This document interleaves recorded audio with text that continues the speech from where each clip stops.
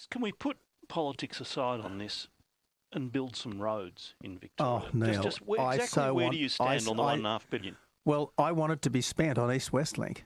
I want it to be spent on East West Link. What the Victorian government... But what if it isn't? What happens?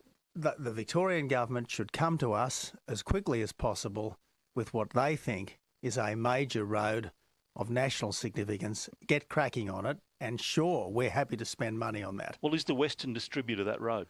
Maybe it is, but we haven't got a specific proposal.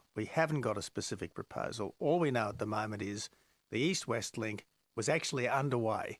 Work had started, hundreds of people had been employed. It was shut down by this government, and up to $1 billion has been spent not to build a road. So insane, absolutely insane. If you're convinced the Western Distributor, the tunnel and the deal with Transurban is appropriate, will you put the $1.5 billion into that? We're certainly prepared to support it if it stacks up. I should add that the Victorian government should be prepared to support it as well. Is that conditional? Because under their plan, no money goes in from them. Well, they can hardly expect the Commonwealth to do this on its own, but we're certainly prepared to support that project if it stacks up, and we're prepared to support major infrastructure projects in Victoria. We really are. The tragedy for Victoria is that the only one that was shovel-ready is East-West Link, and East-West Link was cancelled by this government. So what happens here? The business case comes down, you have a look at it, and if you're happy with it, we keep the $1.5 billion. We will look at it. If it stacks up, we are certainly prepared to support it. What do you mean by stacks up?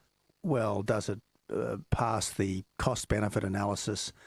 Is it a project of national significance? Will it be good for traffic flows in Melbourne and in Victoria? And look, it's not exactly the same as the western half of East-West Link, but it's not entirely dissimilar from the western half of East-West Link. That's why I said yesterday that it seems to me, having cancelled East-West Link at the cost of $1 billion, the Victorian government now seems to want to build West-East Link.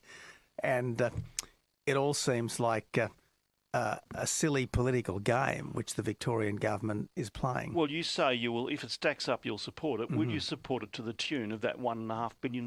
Well, $3 billion is available for East-West Link. And if they want to build the western half of East-West Link, obviously we put $1.5 billion up towards that. Okay, that's the $1.5 billion we've already got.